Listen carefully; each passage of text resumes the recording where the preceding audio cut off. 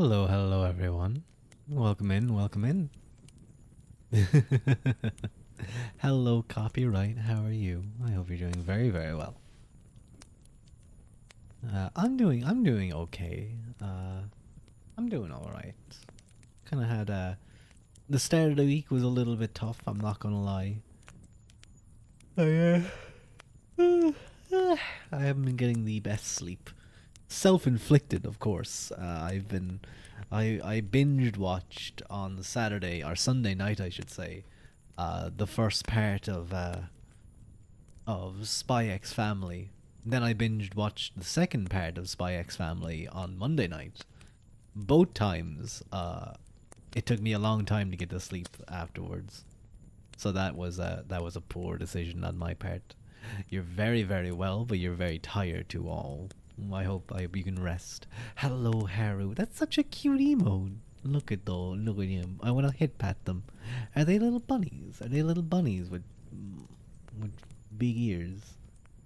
They're a bald person anyway. Lloyd and you are giving me. I want a head pat.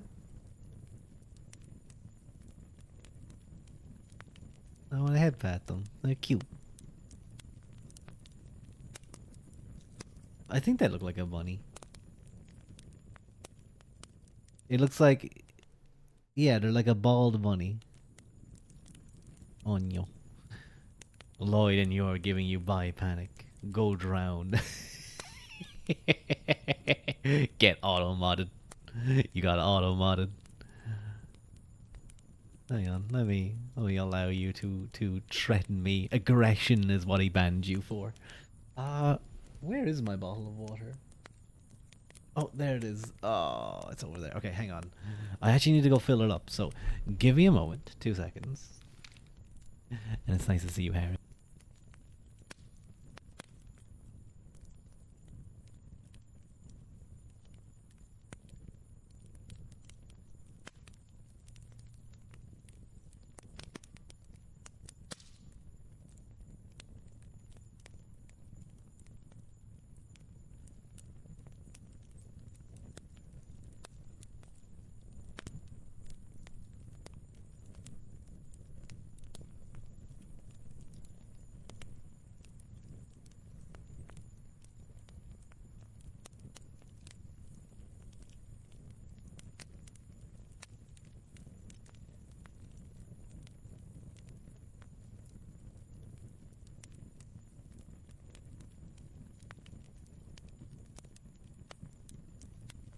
Okay, I'm back.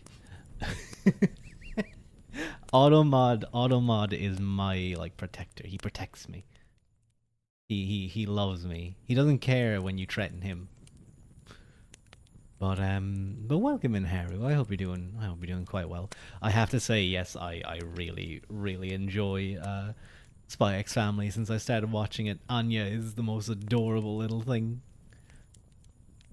I just love her expressions. I even like what's his name? Damien, isn't it? I think he's really funny. And yes, you're oh my oh oh oh my. Can I just say? Can I just say like there are times when you know when uh when animes do like fan servicey stuff, but like sometimes it's not. It's just like a hot character in a nice dress. I often will pause. I find myself doing it so much. I pause it. I just say to myself, I love Japan because honestly, I really do. I love the way they will do things. I know a lot of people get angry about fan service, but like it's pretty cool when it's good. It's good. You passed a really hard exam, so you're in a good mood. Congrats, Haru. Good job. Good job. Was this like a career thing? Is this something that's gonna get you a bunch more money and you're gonna get super super rich? Wait, no. No, no, you're not allowed to go get another job. You're gonna be my overqualified maid for at least another like I'll give you a small raise maybe for passing your exam. And maybe like a small bonus. But congrats. I'll have some pretty tough exams to do in a couple of months, but we get through it. Body Daddies is the bromance version of Spy X Family. Changed my mind. I've never heard of that. The name has caught my attention. I'll certainly look it up. No, I'm not abusing her at all. Don't you listen to her. Get back in the kitchen and go dust. Get back in there. Don't talk to the public. You're not allowed outside this house. I said I'd give you a raise. Don't you snap back at me. I said I'd give you a raise. You want me to take that away? You're already like living on meager scraps.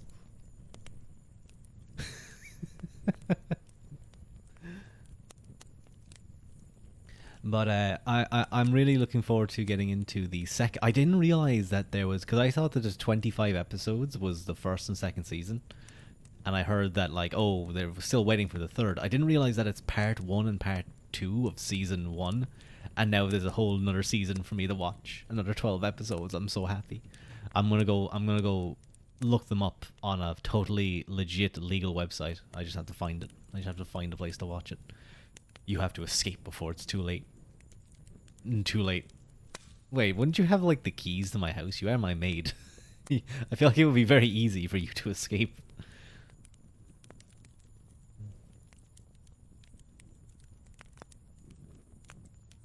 Oh wait, no, copyright said that. Sorry, both of your names are the same color.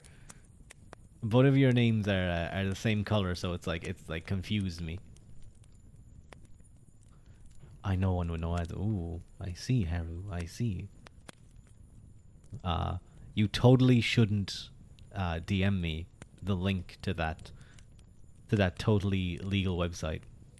I'm just saying. um, but you guys may have noticed the title of this stream is a little bit different. A little bit different. I called it. What did I call it? I believe I called it personal reading. Rather than it being, the title of the book and then like the name or the number, the number of the stream. I think that's what I called it, wasn't it? Yeah, personal reading. So what did I mean by that? What I simply meant was I'm not doing some deeply personal story of mine. I'm not doing like something that I wrote myself, or I'm not doing like a journal, like my journal, my diary, dear diary. Today Haru missed a spot of dirt. Why do I even pay her? um, well, what I simply mean by personal reading is that this is a book that I'm currently reading right now, but I have been so busy. I have been so. It's really hard. I mean, I could do that, but I would expose myself, and I would not want to expose myself in such a way. I'm just saying I could do that, Haru, but one, I'd have to expose my own writing, and I like wait. Oh my god, reading my own fanfics ASMR, lasts a lot, but excellent time to join in. Yes, that's not what's occurring today. That's not what's occurring today. I'm simply reading a book that I've already begun today, actually.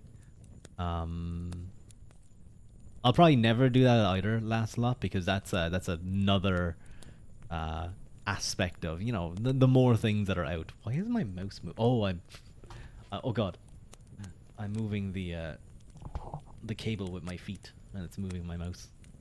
Karaoke. Yeah, well, I might do a karaoke this weekend. I'll see. I'll see. Um, but this is just a book that I've been reading on and off when I can. But I've just been so busy with. I mean, streaming is another thing. I don't have a lot of time, but I think in the next few weeks I should have a lot more free time, or at least a lot more control over how much time I need to spend doing things. I shouldn't have to be working any overtime for a while anyway. Thankfully. Um, Now, the book that I'm currently reading is actually quite heavy, quite heavy philosophy. It is called The One and the Many, a contemporary Thomistic metaphysics. Now, Already, I feel like I've lost most of you wondering what the hell is Rua reading.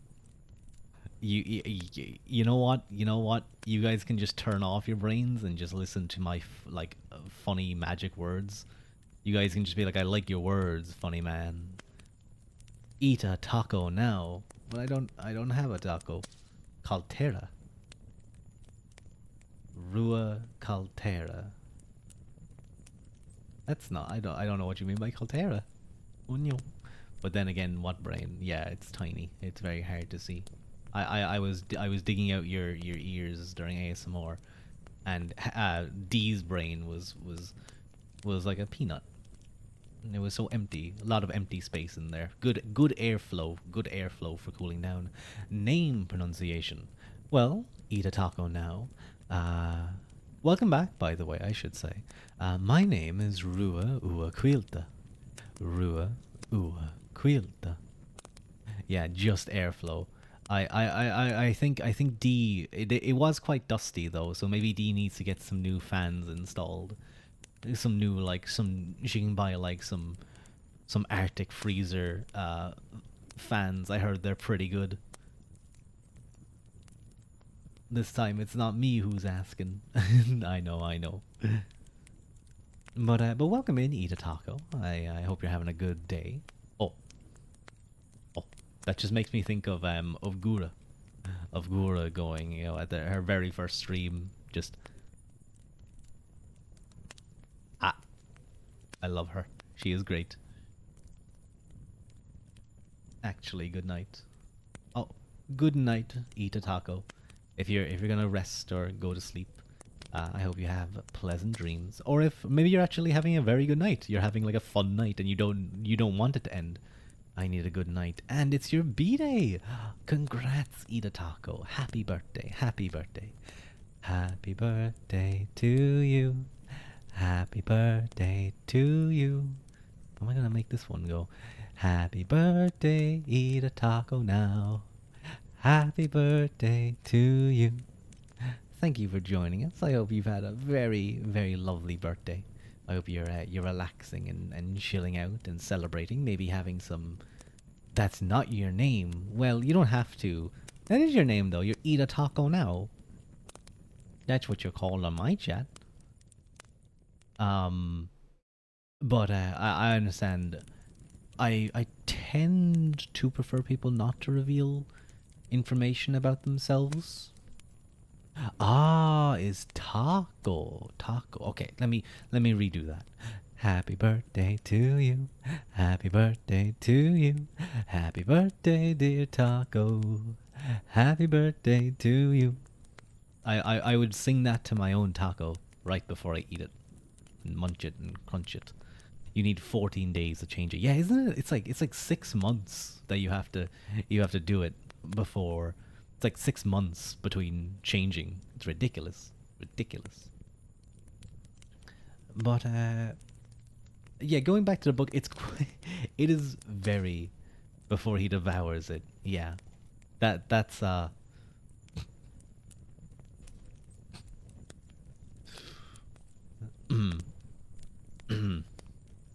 not gonna say. I'm not gonna say what I'm just gonna go back to my book.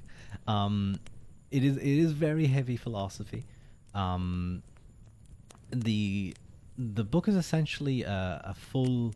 You're gonna head to bed. You got school in the morning. No worries, Lancelot. Have a good sleep. Just popped in to say hi. Well, it's always a pleasure to have you. Thank you for stopping in and have a good rest. And I hope the kids aren't too noisy and messy and violent tomorrow.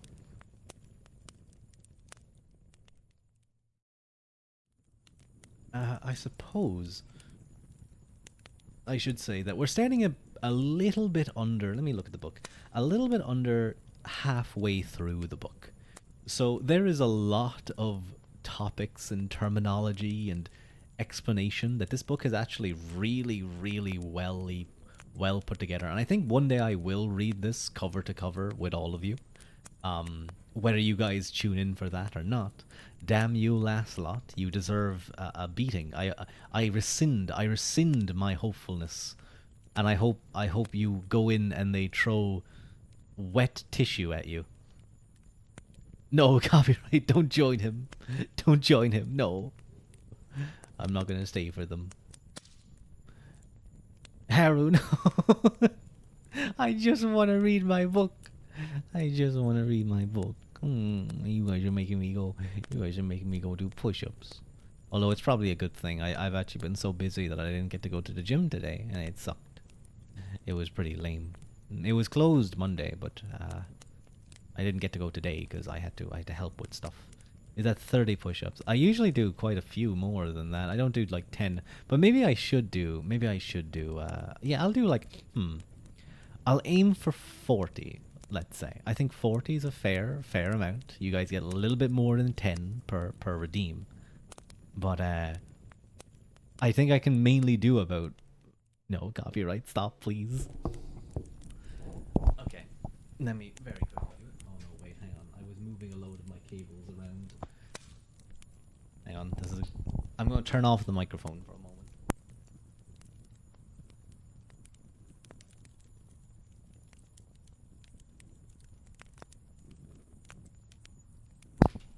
Okay. Damn you guys, damn you. Ugh. Oh, I thought something happened. Okay, I'll do some push-ups. You guys are now on the floor. I can't see chat, so like, I don't know. Don't be too crazy.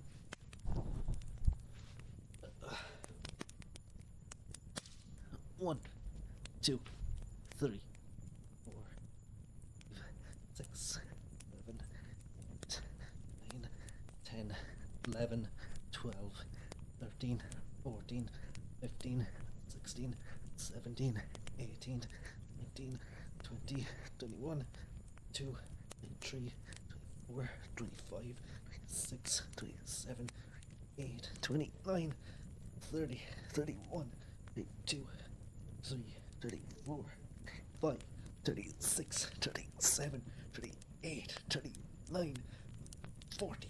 Ugh.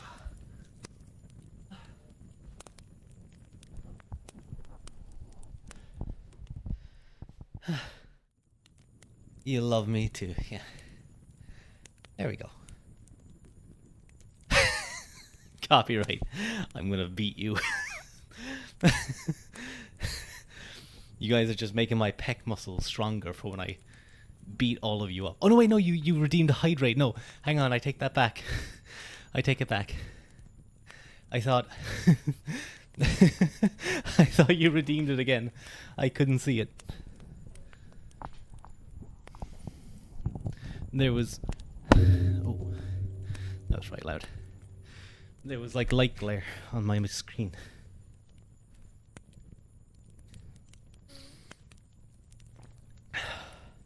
I just put my microphone back into the holster.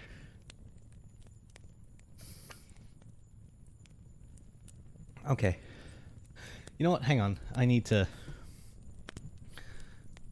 Where is it? I need to do something very quickly. I need to put like a limit on that thing.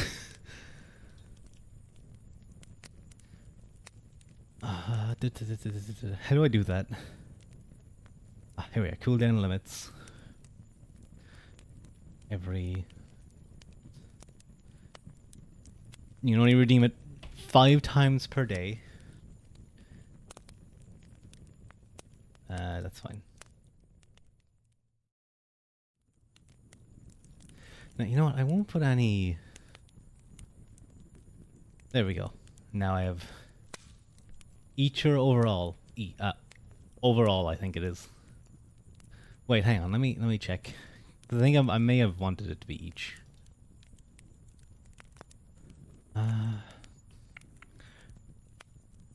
Per stream, I'll do 10 per stream. I'm going to do a 2-minute, no, 1 minute cooldown between, and a limit of no limit for the amount of times a single person can do it. I live upstairs, and I would probably annoy people if I was to do. if I was to do that.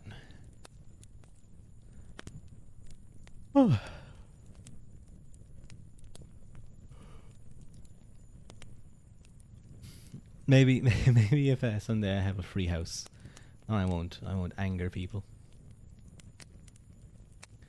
I can do that. Maybe I can do that as like part of ASMR. Backflip redeem. That's a terrible idea. Do you want me to break my neck on stream? Okay. I'm going to do push-ups. I'm not going to put the mic on the ground. You guys just have to trust me. But after that, any you redeem from here on out, I'm not doing because I want to actually read my book. This was why I did this stream. So we're hitting the half an hour point, so I will read.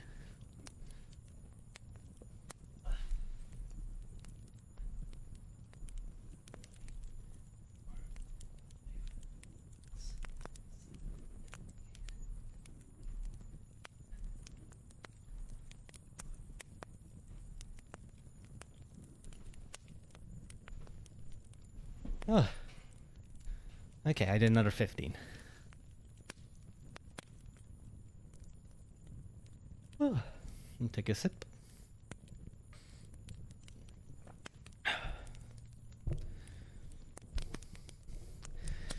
And now, you guys will waste your points if you do it again.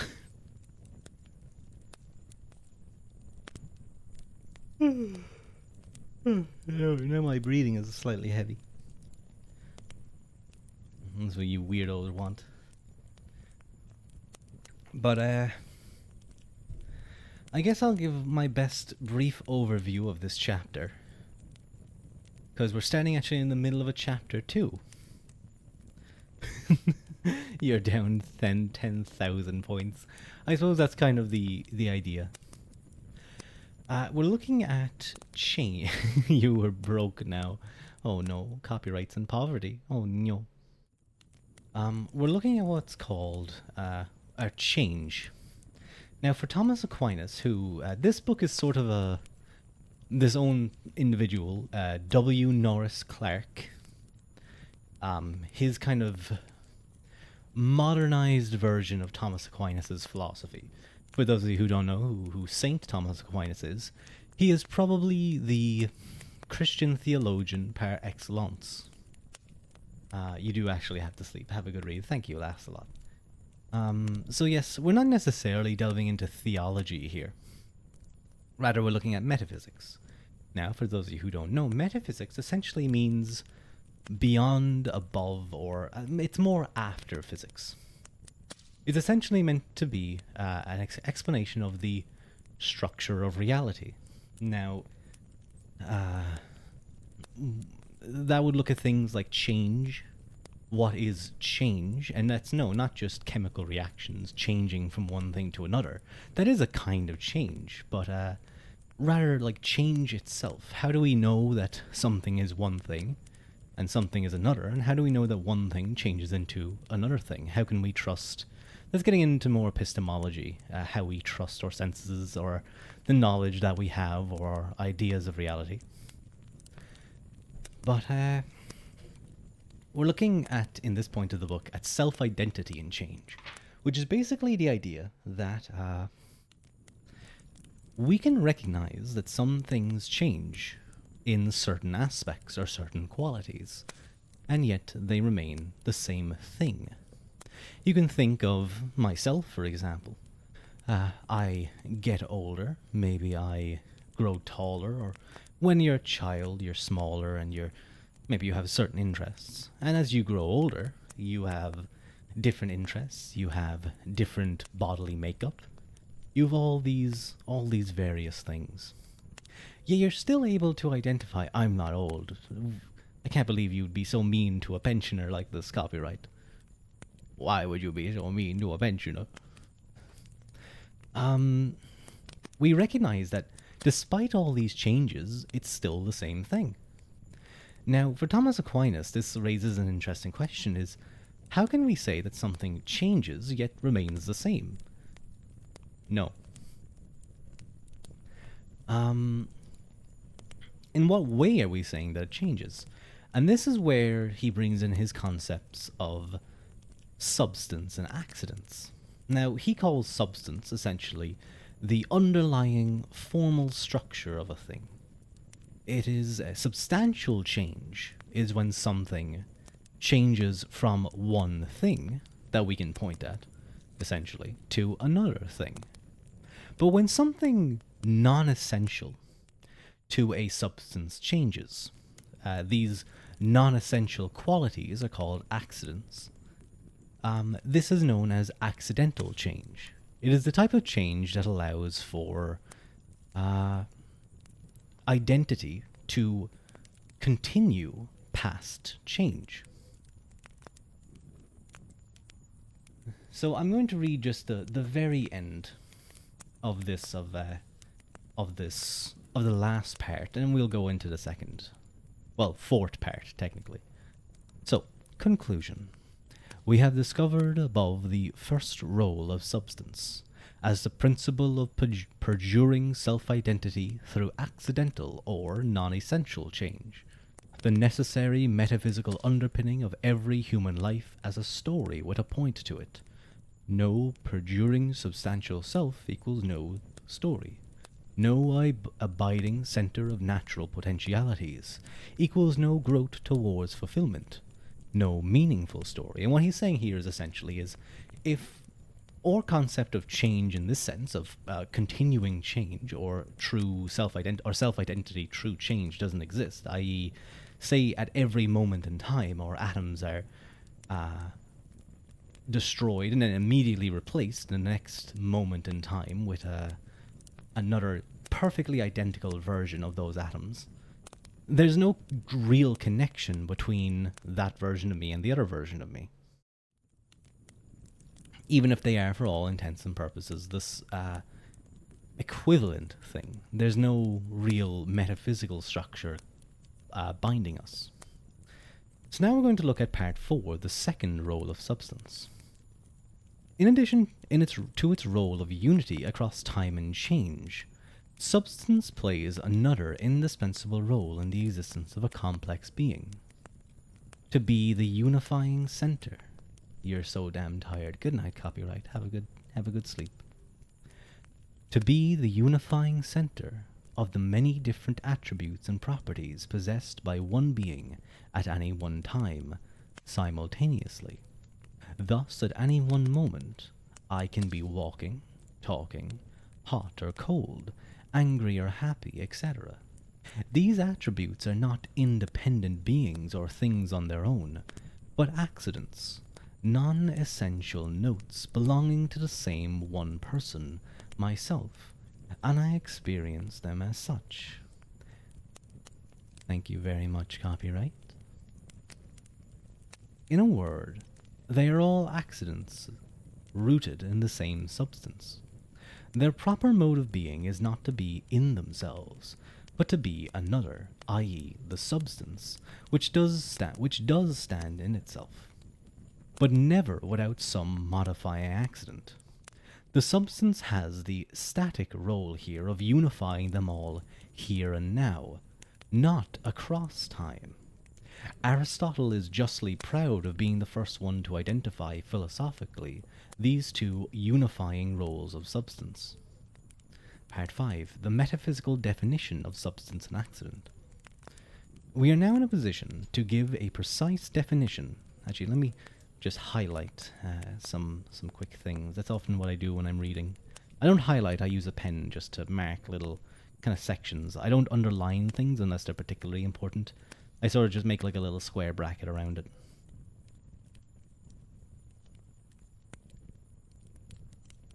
And there we go. We are now in a position to give a precise definition of them in philosophical terms. We notice that the various accidental or non-essential attributes are not the ultimate subjects of predication, as that which exists and acts in the full sense of the term.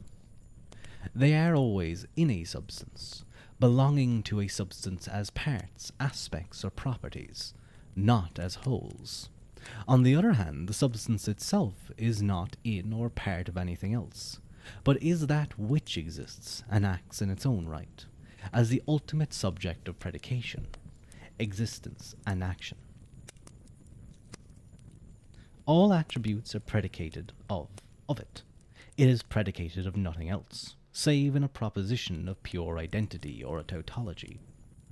It is that which makes a being stand on its own as a unity identity whole. Hence the following definitions. Substance equals that which is apt to exist in itself and not in another, i.e., not as a part of any other being. Accident, that which is apt to exist not in itself, but only in another. The latter, properly speaking, do not have their own being, but share the being of their substance. Their being is a being in a substance. The substance is a being in itself. Thus, in "this is a man" indicates a substance in "this man is kind." Thus, in "this is a man" indicates a substance. In "this man is kind" indicates an accident of his substance. A corollary. It should be clear, therefore, that wherever there is being, there must be substance at its core. For if everything existed only in another, there would be an endless regress with no ultimate foundation, and nothing could exist at all. To be is either to be a substance, or to be in a substance. It is possible for an uncomposed, unchanging being, such as God, to exist by itself as a substance with no accidents. It is not possible for an accident to exist by itself, but only in another. So in this case, the topic of an infinite regress is a pretty important topic, especially for Thomas Aquinas, who his first three arguments from theistic theology, I should say, are essentially cosmological arguments, which invoke infinite regresses that must be terminated in some primary cause, or first mover, or uncomposed being. What he's essentially saying is that you either have three options. If you have a thing, you have a thing and it has being. It has to have being to be a thing in the first place. Outside of being is nothing, according to Thomas Aquinas. Plato, they do talk about something above being, the idea of the good. I still don't fully understand that. It's a little bit confusing. But essentially what they're saying is if you have a thing, it can either be one of three things. It can either be an accident not inherent in a subject, which is impossible. For to be an accident is to be in a substance, I should say. So that one is immediately ruled out. It can be a accident within a substance. I'm guessing, wait, hang on. Which version of the cosmological argument is this? Is this the composite argument?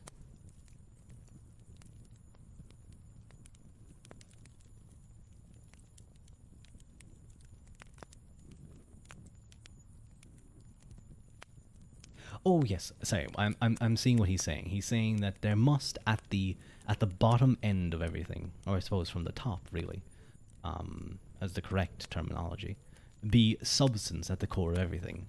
For if every being was some sort of accident within another substance, depending on that other substance for existence or for being, then you would have an infinite regress, continuously going back, not back in terms of time, but rather back in terms of dependency. And such a regress, at least argued by Aquinas, is impossible. And must ultimately end at some sort of pure substance, something that is not inhered in another. 6. Extension of the substance/accident structure to other levels of being. We have discovered and analyzed a substance accident metaphysical composition first as found in human beings like ourselves, because it is most evident there. We are the only beings to which we are luminously present from within by self-consciousness. We can now use this example closest to us as an analogous model for extending this structure to other levels of being outside of the human. In fact, we must do so to render their behavior intelligible. We reach this conclusion through 4 steps. 1. In general, wherever there is a case of a real intrinsic identity in being through change, there must be present a substance accident structure appropriate to the being in question. For without this structure, the data would be unintelligible. What he's saying here is essentially is that if something was to have a real identity that is intrinsic of itself, it is a real being, and this being, this identity holds through change, then substance, it must have some substance that is unchanging through this change, and it must have some accidents that are the things that are changing. If it didn't have such a structure, as Aquinas argues and as Norris Clark argues, it would be unintelligible. We wouldn't be able to understand it. It would just be pure change. In animals, too, especially in the higher ones more familiar to us, there is clearly manifested something similar to our own human self-identity, though not interiorly self-conscious as in us. There is clear evidence of memory, striving to reach goals through a series of acts, etc. 3. In plants, something similar seems to manifest itself in the process of growth, adaptation to accidents along the way, etc., but already with less clarity of distinction from the earth and the environment in which a root is planted, or a plant is rooted.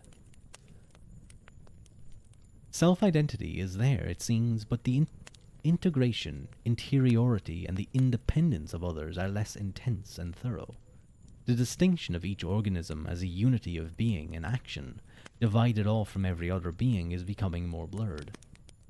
Note that in all material beings, the self-identity is not confined to or manifested by any one part or parts that remain statically unchanged or materially identifiable as self-identical, but in the unity of an inner force that orders, governs, and integrates the unceasing circulation and interchange of elements that is biological life. Let me read that again. Note that in all material living beings, the self-identity is not confined to or manifested by any one part or parts that remain statically unchanged or materially identifiable as self-identical, but in the unity of an inner force. Okay, I see what he's saying. I think anyway. What he's essentially saying is that there's no one material thing that remains unchanged. Matter, by its nature, is constantly changing. It's constantly going through time, locomotion, growing older, what have you. It's the inner force, essentially, a sort of the metaphysical forces of substance and accident that provide that self-identity. In inanimate being, below the level of life, there appears to be something like distinct units of action, hence of being, perduring at least through brief cycles of change, example molecules, atoms, electrons, and neutrons, because when you break them up, their properties change significantly. Oxygen and hydrogen combine into molecules of water, extinguish fires, or combined into molecules of water, extinguish fires. When broken up into the separate atoms, each is highly flammable, etc. But it is not always easy for us to distinguish genuine unities from aggregates. These units are so integrated with and dependent on systems of particles, fields of force, etc., that their self-identity as distinct becomes very blurred to us. The levels of reality exhibit an analogous spectrum of self-identity, from weak to strong, according as the inner force of unity integrating them is stronger or weaker. It is possible that the whole material world below plants could be one single great substance, out of which emerges more or less distinctly different levels of living things, and finally human beings with self-consciousness and freedom. Some have thought so. This is not contradictory, but seems less plausible than the existence of many distinct substances. I believe there is a concept in Plato, or at least in Neoplatonism, that speaks to something of the world soul. I don't really fully grasp the concept of the world soul, because other things also have souls. I just thought that was interesting. I don't know if maybe that's a reference to that, perhaps. How is substance known? And not by any single sense, impression, or direct observation now, but by reflective insight into the meaning of a whole series of experiences in my past life, recognized as mine. Beware of the misleading model of knowing, i.e. from Hume, as taking a look at something, a visual model, where you look at must. What you look at must always... Oh, sorry, hang on, let me read that again. Beware of the misleading model of knowing as per Hume, as taking a look at something, a visual model. What you look at must always be outside of or distinct from the looker. To know yourself as abiding self, you don't look out at something else, but simply pay attention. Become aware of your inner activity of looking, trying to understand. Ask yourself, who's looking? You must know yourself as a subject, not just object. When trying to discern substance in others, you must judge from their actions. 7. Main objections. There is a widespread rejection of substance among modern and contemporary philosophers, but most of their objections derive from a misunderstanding of the classical notion of substance passed down from Aristotle and St. Thomas. There are 3 main distortions of the classical understanding in modern philosophy. 1. The isolated, self-enclosed substance of Descartes. Quote, substance is that which needs nothing else but itself, bracket, and God if it is a creature, bracket, to exist. It is that which exists by itself. The classical substance was that which exists in itself. So for Descartes, it's that which exists by itself. But the classical substance was that which exists in itself. Note the highly significant change in the preposition. Whitehead quotes the definition of Descartes and for that reason rejects substance, since, quote, reality is through and through togetherness. Response. Substance is naturally orientated towards action, hence towards relations of giving, receiving to all around it. 2. The inert, static, unknowable substance of John Locke. It is the underlying substratum needed to support the properties and accidents of a thing, which are all we can know, but it is itself is purely inert, static, not self-revealing by its action. This is the principal reason why most modern philosophers reject substance, and for good reasons. The response to this is, substance by its very nature is orientated towards self-expressive action. The last thing it is static. And 3. The separable substance of David Hume in empiricism, which states, if substance were to exist as really distinct from its accidental properties, it would have to be separable from them, since the only criterion for real distinction is separability.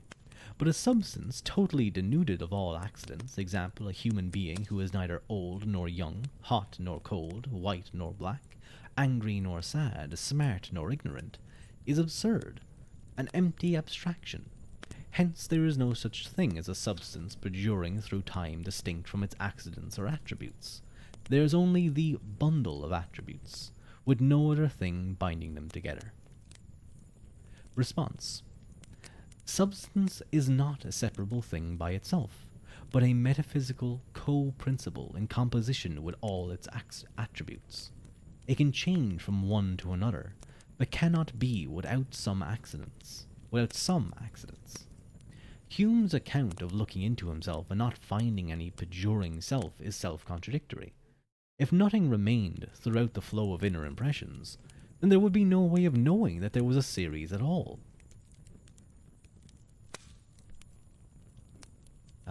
There's a few things I might just point out here. When he says a metaphysical co-principle, What he essentially means is this concept that there are two distinct principles at play, but so in this case, substance and accident, but they really only exist when they are both present. Substance cannot exist without accident, it's completely separated from it. An accident can't exist apart from substance by its very nature. Except, I believe, for the case of what would be, I guess, pure substance, or God in Aquinas's case.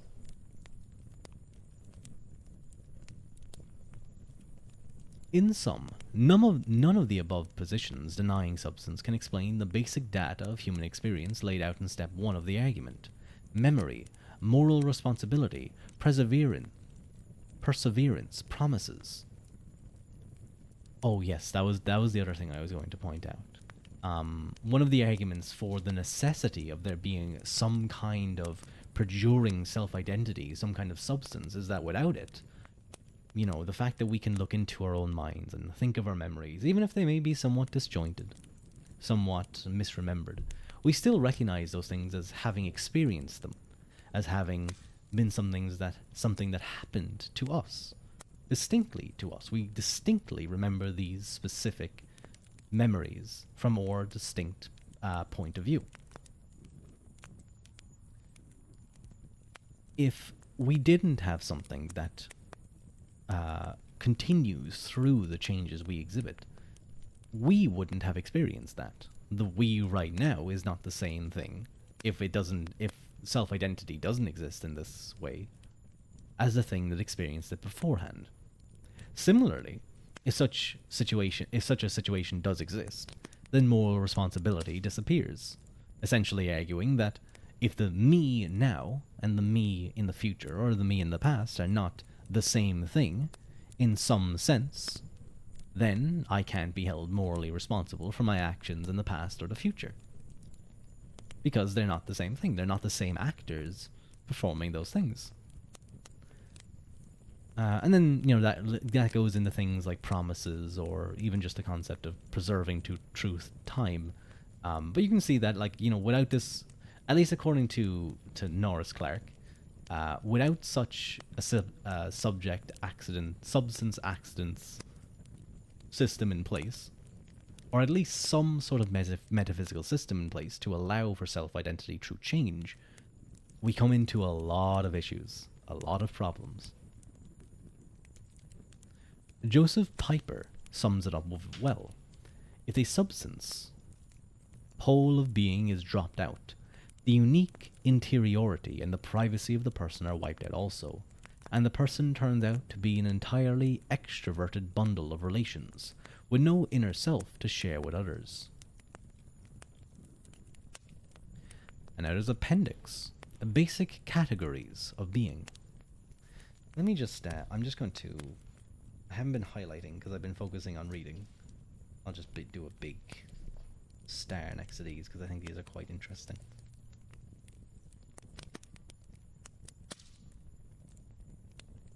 In all our human languages, many different attributes or predicates. Hello, Shalabab. I don't know what that means. Maybe I just cursed in another language. Who knows? In all our human languages, many different attributes or predicates can be predicated of, or applied to any one being. In that respect, each being is a one-many whole. It is one of Aristotle's great achievements that he was the first one to try to reduce this vast multiplicity to the smallest number of basic irreducible types or categories of being that can be predicated of any being to describe it, i.e., can be put after the is in the proposition, this being is. Is your channel inspired on Swedish or Vikings? It isn't, actually. My specific look is Irish, Gaelic, Celtic. My specific tunic, or tunic that you see me wearing is, and this is just a basic sketch, but the tunic with the long sleeves is quintessentially Irish. It's known as a lena, and it has, the long sleeves are very specific to it. Now there is other clothing involved, but this was just a simple sketch that a good friend of mine, Dancing in Art, did for me. And I think it turned out really, really well. I do have a model in the works that has a little bit more clothing. Thought it was Danish. Tunics. Many tunics look very much the same. I've been called other things. Some people think I'm Britain or some kind of just general medieval character. He considered them as categories of both language and being, first revealed in language, which in turn reflects something in reality. Most metaphysicians after him have tried to meet the same challenge, either accepting the list of Aristotle or making some additions or subtractions of their own. Here is Aristotle's basic list. 1. Substance. Then 9 accidents. 2. Quantity. 3. Quality. 4. Action. 5. Quote, passion, or being acted upon. 6. Relation. 7. Time. 8. Place. 9. Posture of body. Example, standing, sitting. 10. Clothing worn. Wearing a hat, brown pants, etc. All these are certainly distinct and irreducible categories of language, but many think, including myself, that not all of these are intrinsic modes of being that are reducible to various kinds of relations, i.e., the last 4. Hence, the basic irreducible categories of being itself are reducible to substance, quantity, quality, action, passion, and relation. What are you doing? I'm currently reading a book. Just something to. It's a book I've been meaning to read. I've just been unable to find the time. So I'm using this time just to kind of read, and then the idea is that you can either listen, and maybe it's something that you're interested in, if you're interested in philosophy and aspects of theology, I suppose, or you can just have me on in the background as sort of white noise, or maybe kind of ASMR, and go off to sleep.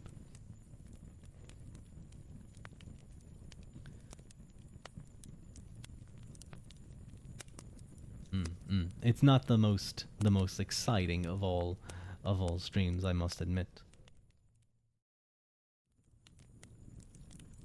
Here we are. Let me just highlight this for myself. Perhaps attributes indicating time and place are reducible depending on your analysis of them, but the last two can be reduced to relations, and certainly the last one, clothes, are not part of the real being of a person. I have to agree. I was reading Aristotle's list and I was like, I don't know about clothes. System as a new category of being. This chart of the basic categories of language and being, invented by Aristotle, has been handed down among philosophers ever since, with only minor changes. It is basically accurate and helpful as it is, but many, including myself, think that there should be introduced a new category of being that has become more and more important in the world as we know it today, but was not given sufficient attention by Aristotle and his successors, even though there was abundant evidence for it even in their day.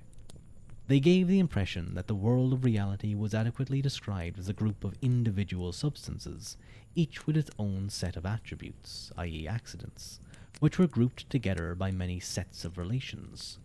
But they interpreted these relations as accidents, each adhering in one individual substance. Thus, friendship was constituted by 2 relations, one in A towards B, the other in B towards A. But that neglects the reality of order existing between substances, perhaps best expressed by the term system. This is a new mode of unity, existing between and binding together individual substances, which is not merely the sum of many different accidental relations, but forms a new unity with its own properties. It is not reducible merely to the sum of all the individual relations, but is a new mode of unity that resides in all the members at once. So it exists across the one of the many. For example, families. Such unities of orders or systems are, for example, families, political and cultural social groups. You sound like Kurzgesagt. I have no idea what that is. Not a clue. Not a, that makes no sense to me. That is just a series of that looks like a country, like that looks like one of those countries in like around Kurdistan, Uzbekistan. I apologize. I'll need elaboration on that one. It's an educative channel. Ah, I see. I'll have to look it up. On YouTube, search it. I will. I'll look it up. Thank you. I didn't know about them. Your voice is the same. Maybe we both take the same tone. Oh, Rua lore. You wanted some Rua lore. Sorry, I didn't see that. My apologies. My book was actually covering that part of my chat. Um well, as you know, hello clever. Uh my my name is Rua Uaquilta. Now, you might wonder where that such a name comes from. Well, Rua simply means red. Well, Rua, Darig in Irish means red, but Rua is a specific term that can be used to describe red hair. Uh, there's various names that kind of incorporate Rua. Red Hugh O'Neill is one example, who was an ancient, who not ancient, but an Irish. Oh no, good luck, clever. You can make it. You can do it. I believe in you. Um, that's where the first part of my name comes from. Ua is basically a term used to describe descendant of is essentially what it means. So it's very similar to names like like O'Donnell or Mick Gregor. The Mick and the O in those means son of and descendant of, uh, respectively. And then Quilta, well, Quilta, if you bring in the Ua of the earlier name, Ua Quilta is descendant of Quilta, for that is my father. Now, Quilta was the second best of the Fianna, other than Fionn McCool himself. Uh, he laid with. Maybe I won't reveal that too yet. But I was born of a human, Quilta, and a Tuatha, making me essentially a form of half-breed between the Gael and sort of half-gods, god peoples. There's some debate as to what exactly the Tuatha were. Maybe someday we can go through them and you guys can decide which one you like the most.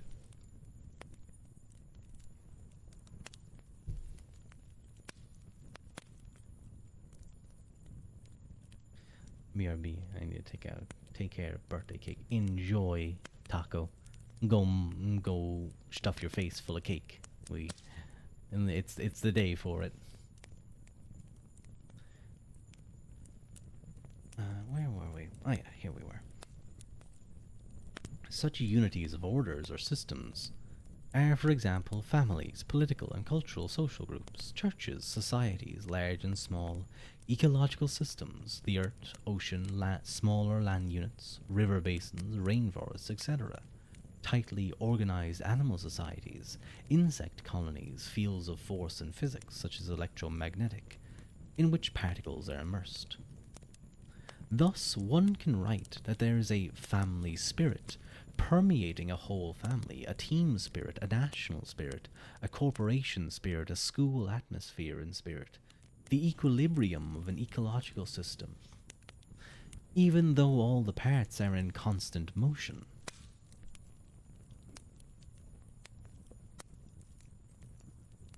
Thus we say naturally, this is an army, this is a family, this is a university, this is a beehive.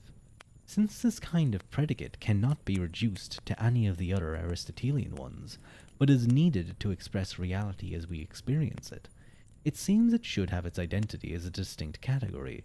Now you might say that many of those are social constructs, I suppose, is what some people would say.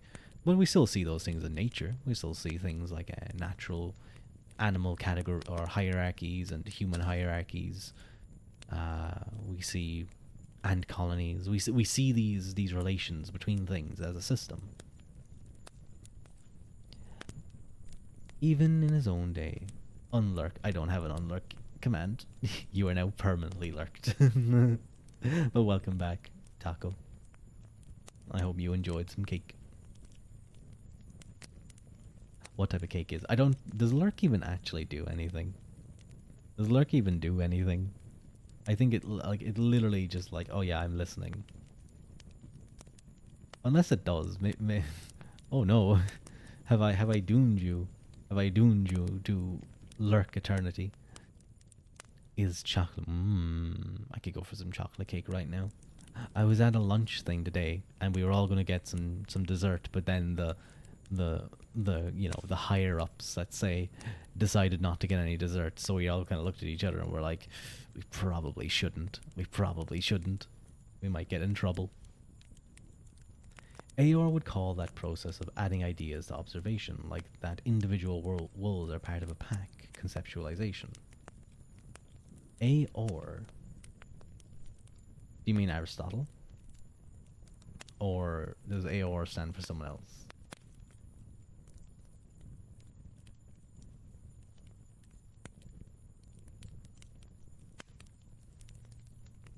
What is a system? It is a set of relations forming a new unified order. Do you like history? I am a big fan of history, particularly uh, ancient Greek history around Philip of Macedon. Alexander is great as well. The Peloponnesian Wars, specifically around that period, is a set of relations forming a new unified order or togetherness. Being together, meet sein in German, which has its own set of properties as a system and influences its members accordingly.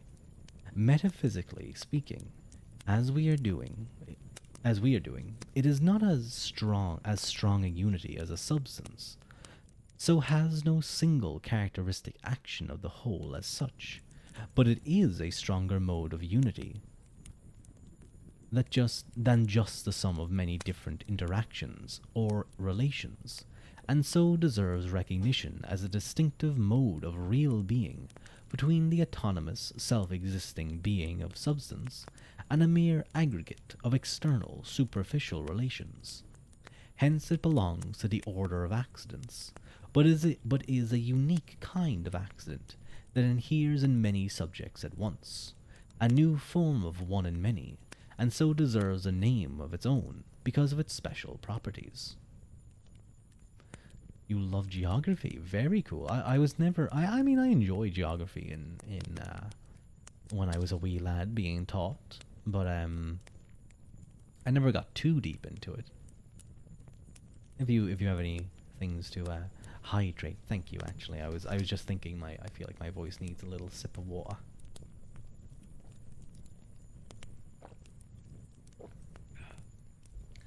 And a stretcher team. Thank you. Ugh. Ugh. I'm probably gonna finish up in about 20 minutes or so. I do need to be up quite early tomorrow, unfortunately. It's pretty lame, I won't lie. But shortest stream. But I hope I can do more soon. Oh no, I didn't put my book. Hang on, I have to find where we were again. I closed my book by accident. I didn't put my pen in the right place. Ah, here we are. I did stretch. Stretching my neck, stretching my arms, stretching my back. I'll stretch my legs there later after stream. Oh, Keitaro! Kate, I love that emote of Keitaro's. I use it so much on Discord. Ah, you're a fan of Keitaro based taco. Importance and universality of system. All the real beings we know belong to some kind of order or system. Most of them to many different systems on different levels. Example, an ecological system, a family, various social groups, and depend on them for their survival or well-being. Hence, it is a central feature of our universe of real being to be related to others by belonging to a system or systems. Accordingly, although it is accidental in to which particular beings and systems we are related, it is an essential characteristic of our natures, both as material and as spiritual beings, that we be related to some other beings and systems of them. Thus we may justly say that both substantially and relationally are primordial dimensions. Or thus we may justly say that both substantially and relationally are primordial dimensions of reality. In a word, to be implies to be together. Relation of the individual to the whole. This varies greatly according to the kind of order and system one belongs to and the nature of the being that belongs. In some systems, the system itself as a whole dominates the individual so strongly that their individuality becomes almost submerged or wiped out, such as the ants in an ant colony or bees in a beehive, so powerfully governed by the psychic field of the whole that they surrender themselves instinctively and thus totally to the good of the whole, and will die soon if removed from it, even though they have adequate food, water, etc. The system has totally absorbed them. It so dominates them that they can be almost said to compose one being, but not quite. In human social systems, a balance should be maintained between individuality and service of the whole. Totalitarian systems tend to submerge the individual for the good of the whole. Healthy systems respect and develop the talents of the individual precisely in and through the union with the whole. So it's interesting. We get this slight little look into not too deep, but kind of just an application of the metaphysics of substance and accident and the way that might inform one's political opinions. So, interesting. I don't know if we'd get much, or if this person has written much about that. I'd be interested to see how he develops that further.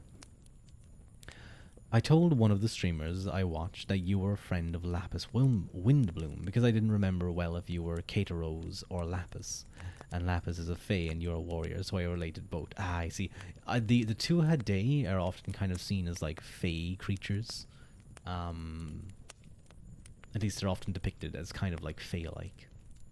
But yeah, Lapis has raided into me a few times. I haven't interacted too much with Lapis a ton. But she does show up to my stream sometimes and raids me. I'd like to be able to raid her from time to time. I hope that my time will, or my ending stream will line up one day that I can send her over. But I also know Katero. I have a feeling, I wonder, did Lapis discover me through Katero? She possibly did. Maybe. I don't know. I can't be too sure. But that is the end of that chapter about self-identity and change. You just noted your shorts have the flag of Sealand. Be right back. No, you're not. Your shorts aren't allowed to have the flag of Sealand. It must be changed, apparently.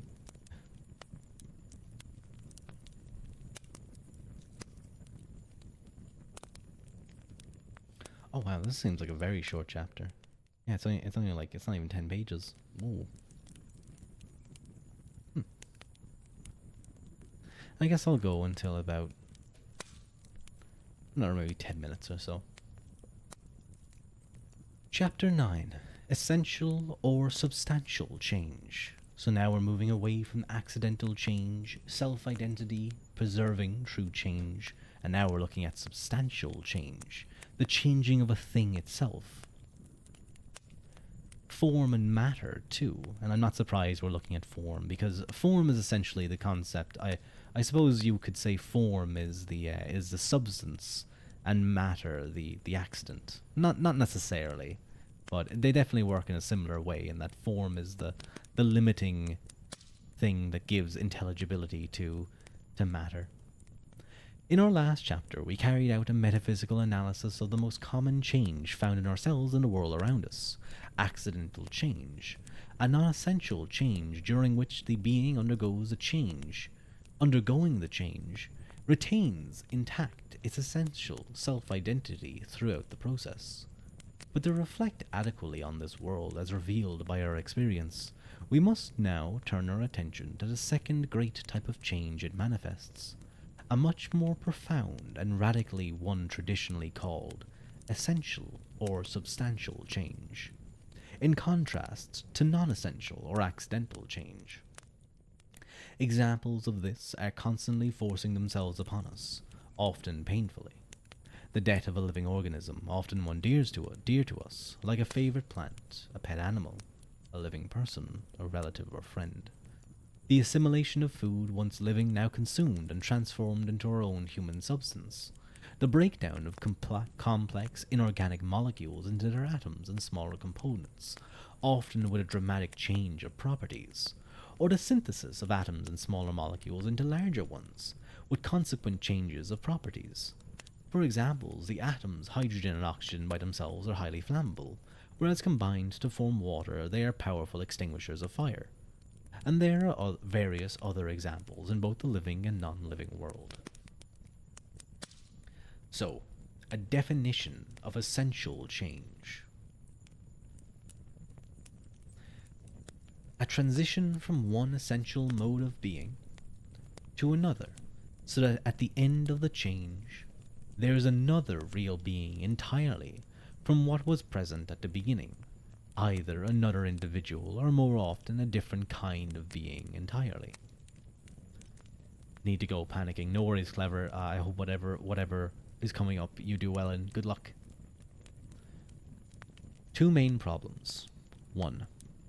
Are there in fact such deep changes in reality, or are all changes merely accidental rearrangements of already existing elements, as many reductionists hold?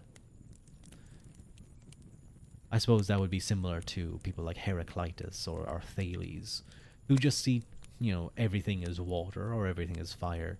They reduce down to a single element, and then all change is just continuous change from I think, I don't know the exact process of, for example, Heraclitus, but water or fire to water, water to earth to something else, and then to air, and then air to back to fire or something like that. I mean, the four elements. But these things already exist. They're just constantly changing and being rearranged in some way. Granted that such deep essential changes exist in our world, what metaphysical substructure is necessary to render them intelligible? We've already seen in Chapter 7 that all change, of no matter what kind, requires in the changing being some kind of metaphysical composition of co-principles that are related to each other as act and potency. One mode of this is the composition of accidents and substance. What kind of metaphysical composition fits the needs of this deeper change? 1. The problem of fact. The facts point overwhelmingly to the conclusion that the profound changes, which can only be called essential and not merely accidental, do in fact occur in the world. The general principle is that if the active properties of a being change radically after a change, then this is a sign of a change of its nature. But, quote, by their fruits you shall know them. Quote in the Bible, I think. 1. The death of a living organism is certainly one. All the higher activities and properties characteristic of the thing when living are now gone. It reverts to merely chemical ones. If this is not an essential change, a change of nature, then nothing else is. The assimilation of food now dead into the living substance of an organism to become bone, muscle, sense organs. 3. The breakdown of molecular compound into its atomic components. He gives again the case of water into hydrogen and oxygen. Similar to this is the synthesis of several atoms to form more complex chemical structures with different properties, or even a living cell. Since the basic natures or essences of beings are manifested by their actions, change in the latter indicates change in the former. There is no other criterion for the distinction of natures. Note: if someone claims there are no essential changes in the material world, but only aggregates of lower elements undergoing merely accidental changes, this is called reductionism, then one cannot adequately explain that, at least in living things, as even many scientists now admit, there is a new unitary force in the organism as a whole that exercises positive causal influence downward on its parts.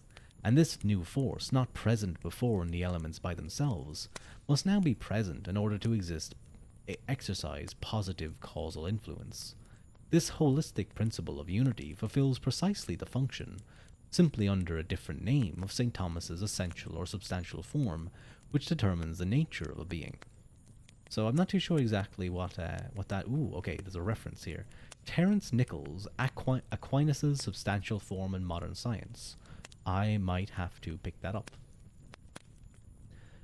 Problem of explanation. We've already shown in Chapter 4 on change in general that every change involves a synthesis or permanence and process, some metaphysical composition within the changing being of co-principles related as potency to act. Otherwise, the change would not be a transition at all, but a sheer sequence of two unrelated stages, total annihilation of the first being, and total creation, out of nothing or ex nihilo, of the second being, which does not make good sense. We shall not redo this argument. Our problem that remains is more precisely what kind of intrinsic metaphysical composition is required in a being that undergoes such a profound change as to become a different being entirely. We shall be drawing for our argument on the famous Aristotelian doctrine of form and matter as the necessary underpinnings for rendering intelligible all substantial change. One of the central pillars of his whole metaphysical system, with refinements from St. Thomas and further refinements from dialogue with modern science. This central and original doctrine of Aristotle was accepted by almost all schools of thought in the West for 1,000 years, then came under heavy fire with the entry of a new mathematical experimental science in the 16th century. The essential metaphysical insight seems to us still indispensably philosophically, though it cannot be tested by science. Let me take a drink of water.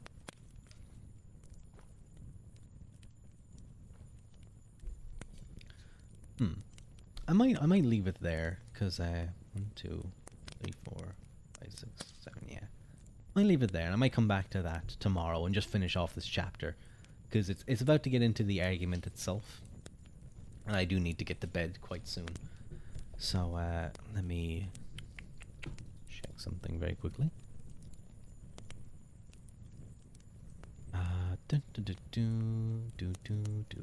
Who can we raid?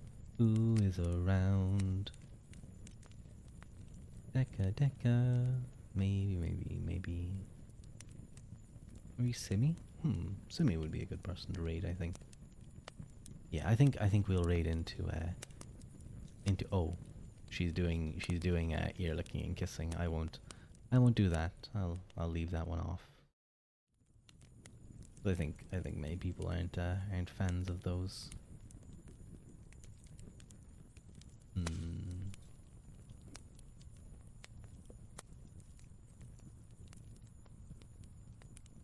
You know what? I think I need to get to bed, so I'm just gonna end stream.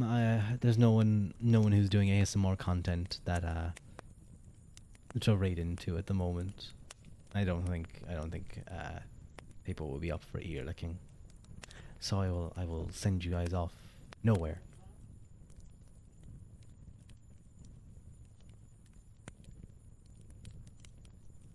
Apologies. But I am going to head off. I will see you guys later. Thank you for joining me tonight. I'll try and do another stream, maybe another reading stream of just that chapter. It should be finished quite quickly. And then maybe we start on a new book proper, or maybe I don't know, play some games. I want to play some Hunt Showdown. I'm not very good at it, but I think it could be fun. But thank you all